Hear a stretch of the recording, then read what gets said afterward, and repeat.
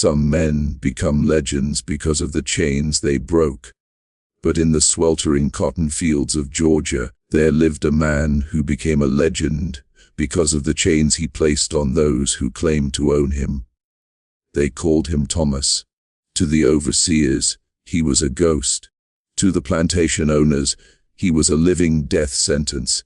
He moved through bolted doors, as if the wood simply recognized its master. He stood at the foot of the most powerful beds in the South, silent as a grave, while armed guards patrolled outside with dogs trained to kill.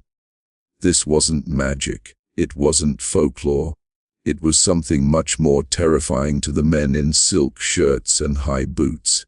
It was the power of a secret so dark it could turn a mansion into a gallows. By the time you understand why no one dared to lift a finger against him, you'll realize that in the year 1857, the most dangerous man in Georgia wasn't the one holding the whip. It was the man who knew exactly where the bodies were buried. The concept of security on a mid-19th century plantation was designed to be an impenetrable psychological and physical fortress for the ruling class. Every bolt on the heavy oak doors and every iron latch on the windows served as a redundant layer of protection against the very people who built the house. To the plantation owners, these barriers were symbols of an absolute divide between the master and the property, a line that could never be crossed without permission. Yet, Thomas moved through these defenses with a terrifying fluidity that suggested the locks themselves were merely an illusion for the ignorant. His ability to stand at the foot of a bed in a locked room was a profound violation of the sanctuary the elite had spent their fortunes to build. Beyond the physical hardware of the home, the perimeter was guarded by a terrifying mechanical and biological network of surveillance that should have caught any movement. Overseers patrolled with high-powered rifles, their eyes trained to catch the slightest flicker of a shadow in the rows of white cotton. Behind them were the hounds, expensive beasts bred specifically for the hunt, capable of catching the scent of a man from miles away in the humid Georgia air. These dogs were the ultimate deterrent, a living alarm system that promised a violent end to anyone foolish enough to wander the grounds after dark. However, when Thomas walked, the dogs remained silent and the overseers saw nothing, proving that the most expensive security money could buy was useless.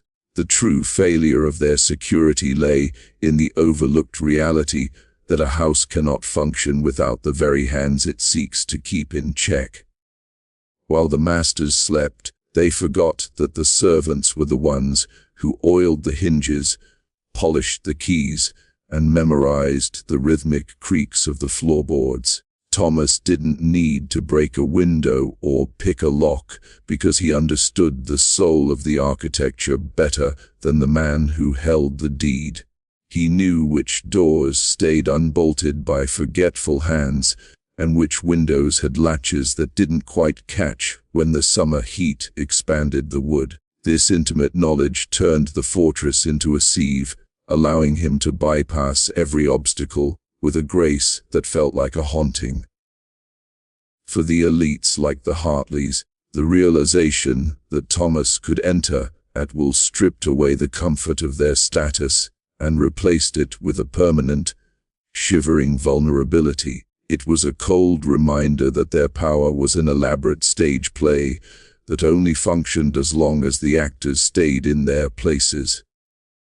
When Thomas stood in a bedroom, he wasn't just a man, he was the personification of a security flaw that couldn't be patched with a new lock or a faster dog. The psychological impact was devastating because it proved that their property had more access to their private lives than they had to his. Every shadow in the corner of a room became a potential witness, and every locked door became a mocking reminder of their total lack of control. Ultimately, the illusion of security was shattered not by force, but by the quiet audacity of a man who refused to be stopped by a piece of iron. Thomas demonstrated that true security is impossible when your life is built upon the labor and the secrets of those you oppress in your own home. The plantation owners had spent decades perfecting the art of confinement, yet they were the ones who ended up feeling trapped within their own four walls. Their homes, once symbols of safety and dominance, transformed into gilded cages where the master lay awake, listening for the sound of a door that shouldn't open. The locks were still there, and the guards were still on duty, but the feeling of safety had evaporated forever into the dark. The Georgia coastal venture was a masterpiece of systematic depravity, a high-stakes criminal enterprise hidden behind the veneer of Southern gentility and respected church pews. This was no mere business arrangement, but a calculated conspiracy designed to bypass the federal ban on the international slave trade that had been in place since 1808. The ledger Thomas held was a meticulous inventory of human suffering, documenting every soul bought in secret and every bribe paid to ensure their arrival. It stripped away the masks of the county's elite, revealing that their sprawling mansions were built not just on labor, but on a foundation of international smuggling. The records proved that for 3 years, a syndicate of 15 powerful men had operated a shadow economy that defied the laws of nations. The ledger's entries were chillingly precise, detailing the arrivals of vessels like the Nightingale at secluded inlets north of Brunswick where no customs officials would interfere. Within those leather-bound pages, human beings were reduced to mere figures in a column, categorized by their age, their perceived strength, and their market value. Thomas recorded the names of the captains who navigated the treacherous Middle Passage and the specific coordinates of the landing sites where the cargo was offloaded. Each line of the journal was a death warrant for the men involved, as it listed the exact dates and numbers of people transported in violation of treaties. This document was the only bridge between the public reputation of these men and the private horrors they orchestrated for profit. The sheer scale of the corruption documented by Thomas was enough to dismantle the entire social and political infrastructure of the region if it ever came to light. The records named high-ranking sheriffs who were paid to look the other way and judges who used their benches to protect the very smugglers they dined with. Thomas kept a ledger of the special payments, tracking exactly how much gold was handed over to port authorities and local militias to secure the perimeter during offloading. This was not just a list of names, it was a roadmap of a rot that reached into every corner of the legal and political system. The conspirators knew that these pages contained enough evidence to bring the weight of the federal government down upon their heads. Beyond the financial accounting, the ledger contained a truth that was far more damaging than the simple act of smuggling human property across the Atlantic. Thomas had secretly maintained a second set of books that captured the human cost, the mothers separated from children, and the exact number of souls lost to the sea. These records detailed the fraud committed against the government and the violent measures used to keep the operation silent from 1845 to 1848. While the official books were meant to divide profits, Thomas's true ledger recorded the names and lineages of those who had been sold under false identities. This level of detail made the document a weapon of absolute destruction, capable of proving murder, conspiracy, and treason.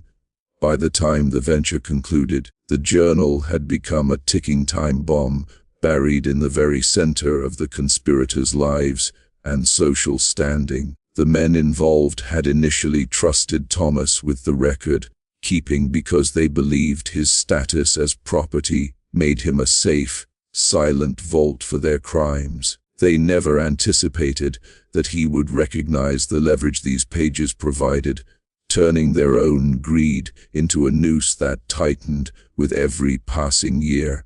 The ledger was the physical manifestation of their guilt, a permanent record of their crimes that no amount of fire or silver could truly erase. Thomas's possession of this book meant that the most powerful men in Georgia were essentially living on borrowed time. In the rigid hierarchy of the antebellum South, literacy was more than a skill. It was a forbidden weapon that Thomas wielded with surgical precision against his oppressors. While the plantation owners viewed their slaves as mere physical labor, Thomas had cultivated a razor-sharp intellect that allowed him to decode the world of their high-stakes secrets. By mastering the written word, he bridged the gap between the exploited and the elite, transforming himself from a field hand into a silent, omniscient judge. He understood that information was the only currency that could truly buy safety in a system designed to crush his very existence.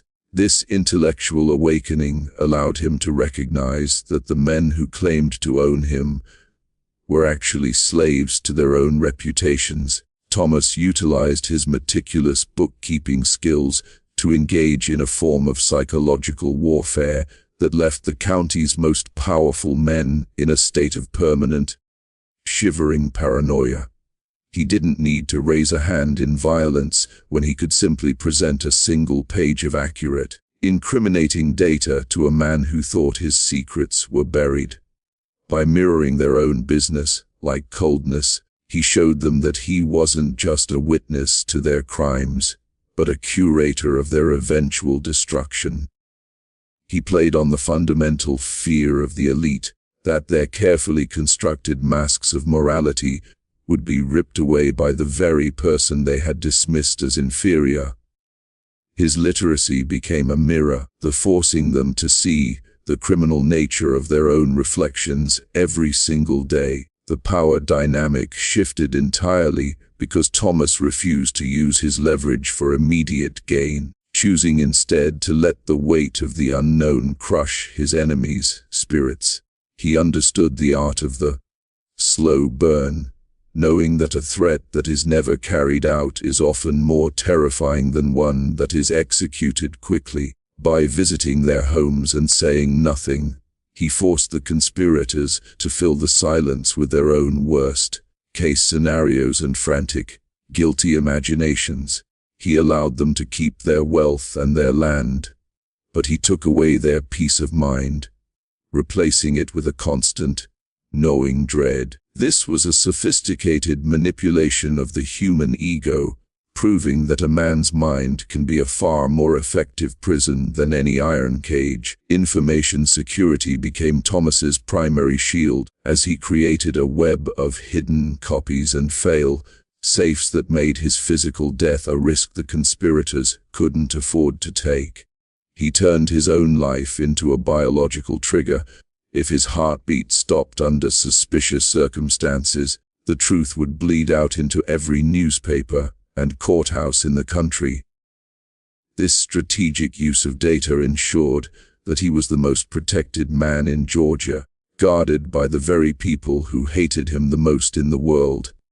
He had mastered the ultimate irony of power, forcing his enemies to become his unwilling bodyguards out of a desperate, selfish need for their own survival. The owners became the keepers of his health, terrified that a single mistake would lead to their own public execution. Ultimately, Thomas's greatest victory was demonstrating that the pen and the ledger could dismantle the ideology of white supremacy from the inside out. He proved that an enslaved man with a pencil was more dangerous to the institution of slavery than an entire army of men with bayonets and cannons. By keeping the real numbers and the real names, he held the moral and legal high ground in a society that claimed he had no standing at all. He transformed information into a living, breathing entity that lived in the rafters of the big houses and whispered from the corners of every study. His weapon was invisible, yet its edge was sharper than any blade, cutting through the lies of the plantation system until only the truth remained. The ritual of the 3 times a week visits was a masterclass in psychological domination, a silent theater that turned the plantation owners' mansions into stages of their own humiliation. Thomas did not arrive as a supplicant or a laborer, but as a recurring ghost who walked through the front doors of the elite without ever asking for permission. He would enter the opulent foyers of men like William Patterson and Richard Hartley, moving with a calm, unhurried gait that mocked the social order they fought to maintain. These visits were not about conversation or negotiation. They were about the physical occupation of a space that was supposed to be a sanctuary of white authority. By simply standing in their hallways, Thomas reminded these men that their walls were porous and their control was a fragile, desperate lie. Inside the studies of these conspirators, Thomas would stand for exactly 60 seconds, a minute of silence that felt like an eternity to the men sitting behind their heavy oak desks. During this time, he never uttered a single word of threat, nor did he ever need to mention the ledger that lived in the shadows of their minds. He would simply watch them, his eyes steady and unblinking, while their hands shook as they reached for decanters of brandy or adjusted their silk cravats. The silence was his greatest weapon, a vacuum that the owners filled with their own screaming guilt and the vivid imagery of a hangman's noose tightening around their necks.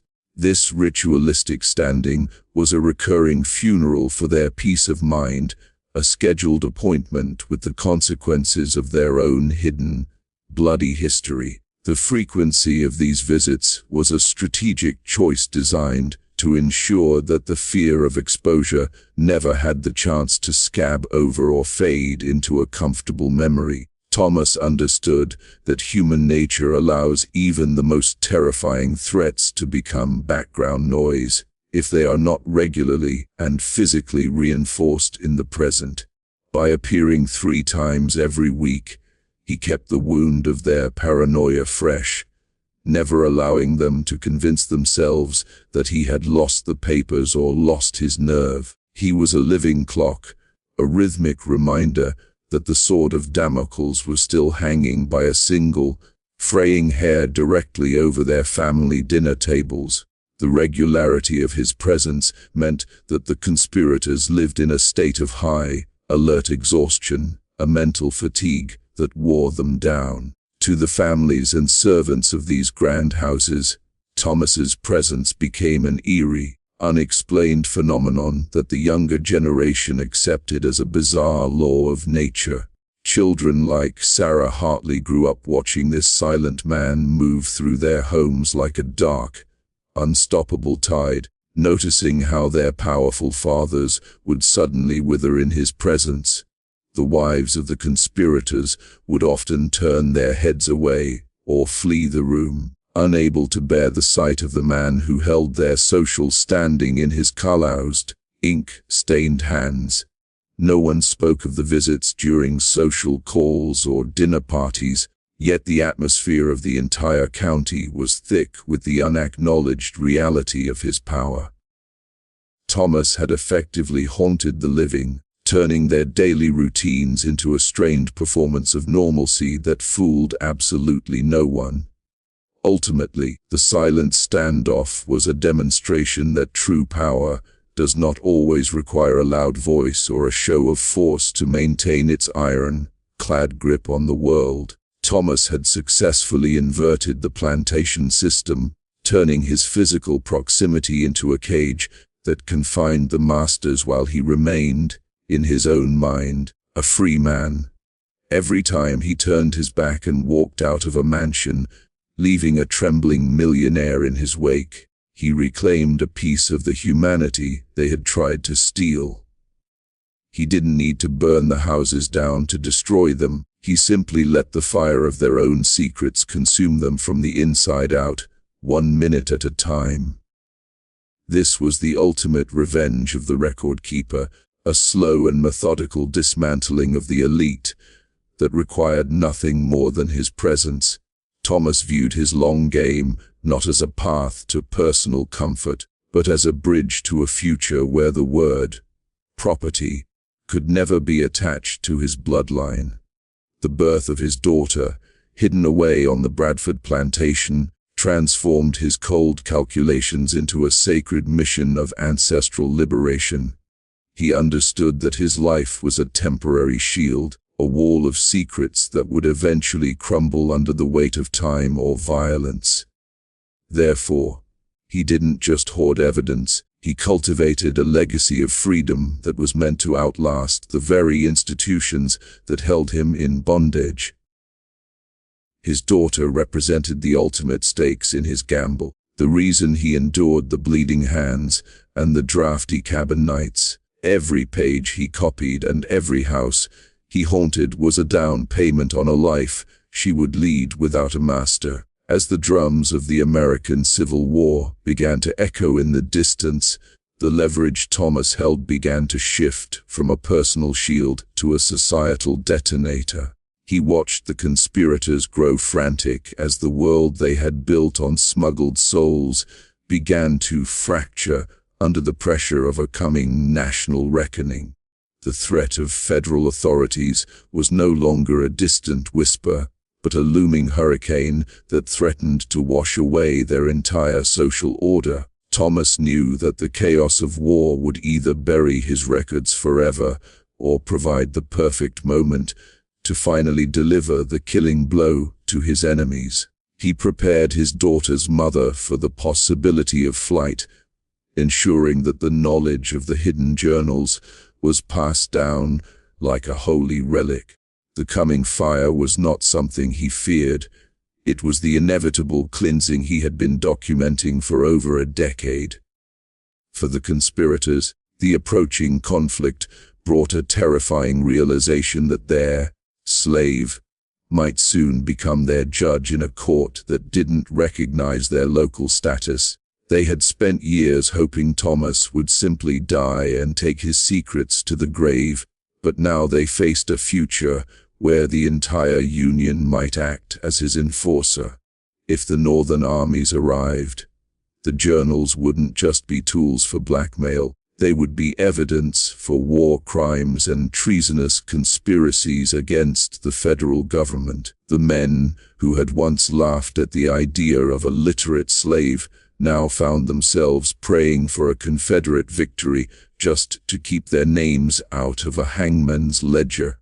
Their wealth was tied to a system that was burning, and their lives were tied to a man who had every reason to fan the flames. Thomas remained the calm center of their storm, watching their world dissolve with the patient eyes of a man who had already seen the end. The legacy of the Shadow Bookkeeper eventually transcended the paper and ink of his journals, becoming a whispered blueprint for resistance among those who remained in the fields. While the white families lived in a state of silent, hybrid terror, the enslaved community began to recognize that information was a power that could humble even the cruelest overseer. Thomas's daughter grew up hearing stories not of a man who broke his chains with a hammer, but of a man who dissolved them with a pen. He taught her that the mind is the only territory that can never truly be occupied by an enemy, provided one knows how to keep a secret. This intellectual inheritance was more valuable than any gold the Hartleys or Pattersons could ever hope to pass down to their own trembling children. The power dynamic had been permanently inverted, ensuring that the shame of the fathers would haunt the descendants of the oppressors for generations. In the final accounting, Thomas's story serves as a chilling reminder that those who profit from the darkness are never truly safe from the light of the truth. He died not as a piece of property, but as a silent architect of a new reality, leaving behind a world that was forever changed by his audacity. The conspirators went to their graves with their shoulders hunched, never knowing which day would be the one that finally stripped them of their borrowed dignity. His daughter eventually walked into a world of fractured light, carrying the strength of a father who had turned a plantation into a prison for his own masters. The bars of that prison were made of ink, the chains were made of memory, and the key was a truth that even freedom itself could never fully release. Thomas had proven that the ultimate revenge is not to merely survive your enemy, but to own their soul until the very end of time.